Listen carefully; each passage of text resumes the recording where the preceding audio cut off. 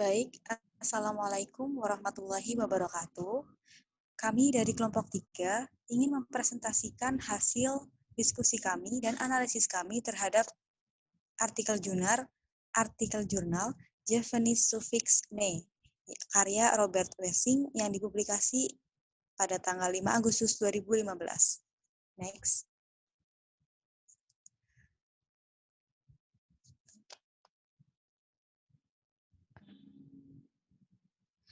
Anggota kelompok kami yaitu satu Atalia Rana Nur Salsabila, yang kedua Erika Arindasari, yang ketiga Joko Trimardiansyah, dan yang keempat Yuyun Ufriana, saya sendiri sebagai moderator.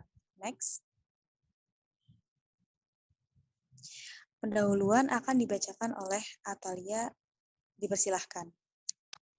Baik, jurnal ini membahas penggunaan sufiks "ne" di daerah Jember, Jawa Timur. Di daerah tersebut, terdapat beraneka ragam populasi pengguna dialek bahasa Jawa Timur dan bahasa Madura, serta penggunaan dialek Banyuwangi. Karena keragaman tersebut, lingua franca yang digunakan dalam kehidupan sehari-hari cenderung menggunakan bahasa Indonesia. Bahasa Indonesia juga digunakan saat berkomunikasi dengan organisasi pemerintahan, namun disisipkan dengan kosakata atau frasa bahasa daerah, yaitu bahasa Jawa dan bahasa Madura. Dalam sebuah percakapan, saat harus berbahasa secara formal, di mana banyak orang di daerah Jember atau Jawa Timur yang merasa kurang familiar dan merasa rumit, penggunaan bahasa Jawa sekali-kali akan menggunakan kosakata dan konstruksi bahasa Indonesia.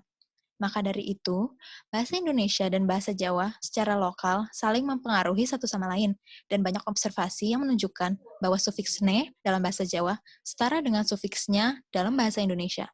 Selanjutnya, penggunaan sufiks "ne". Walaupun sufiks "ne" banyak digunakan sesuai dengan deskripsinya dalam textbooks atau buku cetak, namun ada satu penggunaan di antara yang lainnya di mana memiliki koneksi dengan gelar dan istilah kekerabatan. Mematuhi tidak hanya peraturan tata bahasa, namun juga merefleksikan kekhawatiran sosial seperti perbedaan umur, status, dan gagasan hierarkis lain dalam masyarakat Jawa. Selanjutnya, aspek sosial, fase penemuan. Aspek sosial dari penggunaan sufiks ini menimbulkan beberapa pertanyaan menarik perihal objektivasi orang selama interaksi. Misalnya menyebut mereka sebagai anggota kategori sosial, bukan sebagai orang. Hubungan di atau kategori ini berdiri satu sama lain mencerminkan gagasan struktural sosial yang mendasari masyarakat Jawa. Fase observasi. Observasi dilakukan Arps et al. Hasil observasi menunjukkan bahwa sufiks "ne" adalah salah satu sufiks yang paling sering digunakan dalam bahasa Jawa. Sufiks "ne" terkadang disebut juga sebagai sufiks posesif, namun sebenarnya ini hanyalah salah satu dari fungsi lainnya. Selanjutnya. Kemudian akan saya lanjutkan mengenai hasil observasi. Berdasarkan hasil observasi, sufiks ini memiliki 3 fungsi. Yang pertama adalah digunakan dalam kata benda sebagai penjelasan pasti. Yang kedua, berfungsi sebagai sufiks posesif untuk orang ketiga. Dan yang terakhir, berfungsi untuk menghubungkan dua kata benda. Fungsi yang pertama, digunakan dalam kata benda sebagai penjelasan pasti. Dalam penggunaan ini sesuai dengan katanya dalam bahasa Indonesia. Sebagai contoh, tase, yang berarti tasnya. Kemudian, buah nangkane, yang berarti buah nangkanya. Dan yang terakhir adalah asale, atau asalnya. Kemudian, yang kedua, berfungsi sebagai sufiks posesif untuk orang ketiga, baik jamak maupun tunggal. Sebagai contoh, yang pertama adalah tase. Tase ini dapat berarti tasnya dia atau tasnya mereka. Kemudian, buah nangkane dapat berarti buah nangkanya dia atau buah nangkanya milik mereka. Dan yang terakhir adalah asale. Dapat berarti asalnya dia atau asalnya mereka. Kemudian yang terakhir, berfungsi untuk menghubungkan dua kata benda dengan kata atau frasa yang mengacu pada seseorang atau lebih. Sebagai contoh, mahale lombok, yang berarti mahalnya harga cabai. Kemudian, nangkane Pak Guru. Dalam hal ini, Pak Guru sebagai frasa yang mengacu kepada seseorang, yang berarti buah nangkanya milik Pak Guru. Kemudian yang terakhir adalah asale keluarga, yang berarti asalnya keluarga. Keluarga ini mengacu pada orang yang lebih banyak. Kemudian, penggunaan sufiks ne pada orang kedua dan ketiga. Sebagai contoh, nangkane Pak Guru, yang berarti buah nangkanya Pak Guru. Yang digunakan untuk menyebutkan seseorang, dalam hal ini bukanlah nama, melainkan gelar atau pekerjaan. Hal ini dimaksudkan dengan alasan kesopanan. Biasanya, hal ini dilakukan kepada junior terhadap senior atau orang yang stratanya lebih rendah kepada seseorang dengan strata yang lebih tinggi atau seseorang yang dihormati. Sebagai contoh, ketika seorang murid mengatakan sesuatu tentang gurunya, kita tidak mungkin mendengarkan seseorang berkata nangkane hari, yang berarti nangkanya milik hari, jika hari yang dimaksud adalah seorang guru. Kemudian, sebagai murid, kita juga tidak mungkin mengatakan kepada guru kita, nongko kowe. Hal ini karena tidak sopan. Kemudian, sufiks ne untuk orang pertama. Kata ganti orang pertama adalah aku untuk ragam ngoko, kemudian ulo untuk ragam kromo. Seseorang bisa menunjukkan kepemilikan sesuatu dengan mengaitkan kata ganti orang dengan objek. Sebagai contoh, iki tase aku. Ini adalah tas milik aku dalam ragam ngoko. Kemudian, iki tase kulo. Yang berarti, ini adalah tas milik saya dalam ragam kromo. Seseorang juga dapat menyebutkan orang lain dengan nama saja atau dengan istilah kekerabatan. Hal ini dilakukan jika orang itu sudah memiliki relasi atau memiliki keakraban. Sebagai contoh, ketika saya berkata Tase Yuli, berarti saya telah memiliki hubungan kekerabatan atau saya telah mengenal Yuli sebelumnya. Kemudian, contoh selanjutnya adalah pacare Rosid. Dan omae Pak Kades, kemudian bukunya nenek. Ketika saya menyebutkan ini, berarti saya telah memiliki hubungan sebelumnya. Sebagai kesimpulan, sufiks ne dapat berfungsi sebagai penjelas pasti, dan juga dapat membentuk hubungan di antara dua kata benda, atau kata benda, dan kata atau frasa yang mengacu pada seseorang atau lebih. Dalam hubungannya dengan kata ganti itulah, penggunaan ne menjadi hal yang sangat menarik secara antropologis. Sebagai contoh, diceluk mae, yang dapat berarti dipanggil oleh ibumu. Kemudian, mae, yang berarti ibu. Kemudian, nang di ibune. Kalimat ini dapat berarti di manakah ibuku, atau di manakah ibumu, atau di manakah ibunya. Kemudian, opo bune, yang berarti apa ibu. Kemudian, yang terakhir, seperti yang diamati oleh Ras, kata sifat juga dapat diberi sufiks ne, yang kemudian akan merubahnya menjadi kata benda. Sebagai contoh, ramene. Ramene ini berasal dari rame yang merupakan adjektif, kemudian berubah menjadi nomina. Sama halnya dengan panase dan abangi. Selanjutnya, ya, berikutnya kata ganti. Fakta sudah diketahui umum bahwa hubungan hierarkis cukup penting dalam masyarakat Jawa, bahwa yang muda mesti menghormati yang tua. Penekanan hierarkis ini juga terekspresikan dalam bahasa Jawa. Penerapan. Dengan fakta demikian, penutur bahasa Jawa dapat menggunakan kata ganti aku, ngoko, dan kulo, kromo untuk merujuk ke diri sendiri. Latar belakang.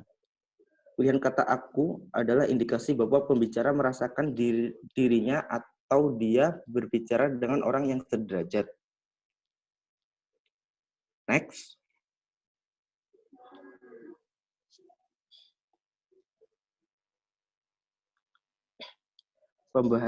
Pembahasan latar belakang kata ganti. Untuk bahasa Sunda, kata ganti pengganti paling tepat mencerminkan hubungan antara pembicara dan penerima atau rujukan. Dalam bahasa Jawa, penggunaannya pun sama. Penentuan ini mencerminkan penilaian pembicara tentang A. Status sosial penerima atau rujukan, B. Status sosial pembicara, C. Perbedaan antara A dan B jika ada, D. Tingkat keintiman antara pembicara dan penerima. Next.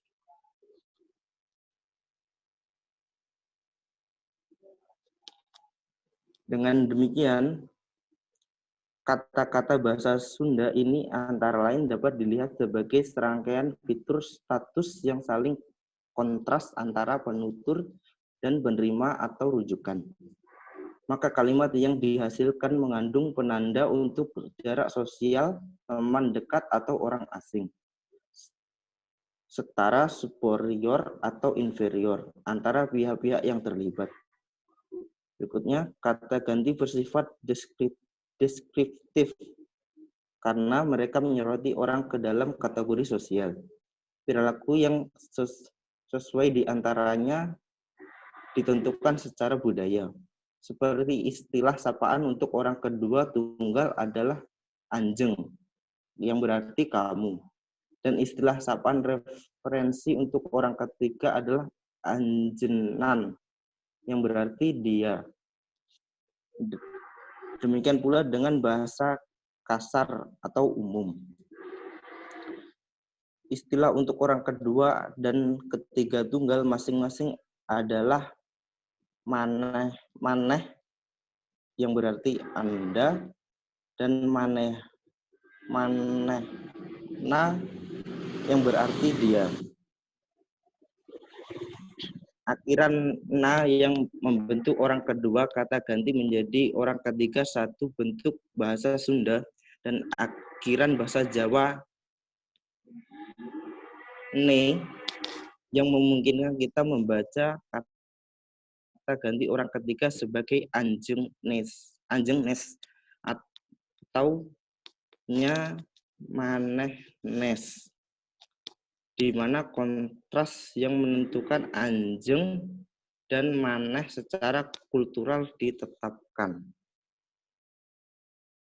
Next. Kata ganti ngoko atau umum. Prinsip dasar. Yang pertama, untuk orang pertama tunggal dewe, yang kedua untuk dia atau dheweke. Namun K dan dheweke adalah glotal berhenti, beri kami dheweke atau dewe dengan akhiran asosiatif. Menariknya, sembari suku di bahasa Sunda, sufiks ini diterapkan untuk orang ketiga. Ini didasarkan pada orang pertama, bahkan orang pertama bukan orang pertama dari orang kedua tunggal. Orang ketiga jamak dewe atau kabeh, semua secara kolektif. Mengulangi pola ini, istilah orang kedua adalah kowe yang berarti ngoko, yang termasuk ke dalam bahasa ngoko, atau sampean yang termasuk ke dalam bahasa kromo, atau sebentuk gelar. Next.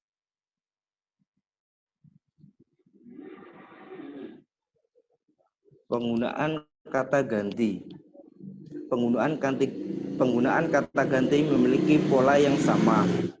Untuk orang pertama tunggal, ada istilah nguko awak yang berarti dewe dan deweke yang berarti diri sendiri, atau isun deweke, sedangkan istilah kromo adalah kiambak. Oke.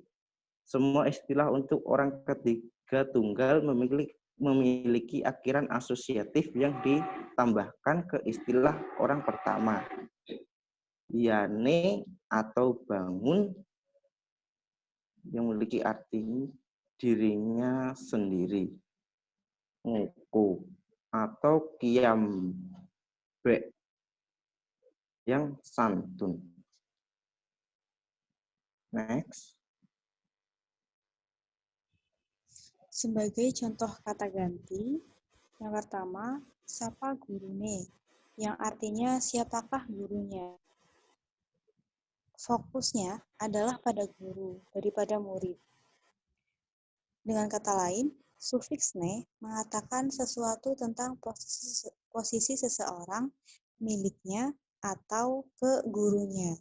Yang kedua, nangendi anake, yang artinya di mana anak itu. Jelas bahwa anak merekalah yang dimaksud. Lebih umum akan menggunakan nama anak itu. Atau bisa diartikan seorang adik yang mungkin ditanya. Yang ketiga, nang endi mase atau mbae, yang berarti di mana kakak atau kakak perempuanmu. Mas di sini digunakan sebagai bentuk sapaan kepada putra sulung, atau bisa diartikan seorang istri yang menyebut suaminya sebagai mase, menekankan senioritas suaminya terhadap si istrinya. Next. Sebagai rangkuman yang telah dijelaskan oleh teman-teman tadi, oleh teman-teman saya, penggunaan sufiks ne juga mengekspresikan lingkungan sosial yang membentuk lingkungan sematik di mana aturan-aturan tata bahasa beroperasi. Hal ini menunjukkan apa yang harus diketahui oleh penutur bahasa Jawa tentang bahasa itu sendiri, dan menggambarkan bagaimana bahasa tersebut terjalin, dan mencerminkan hubungan antara kategori sosial yang membentuk masyarakat Jawa, dan pentingnya posisi orang dalam kategori tersebut dalam interaksi mereka dengan orang Jawa lainnya. Next. Baik, sekian presentasi dari kelompok kami. Kurang lebihnya mohon maaf. Sekian dan terima kasih.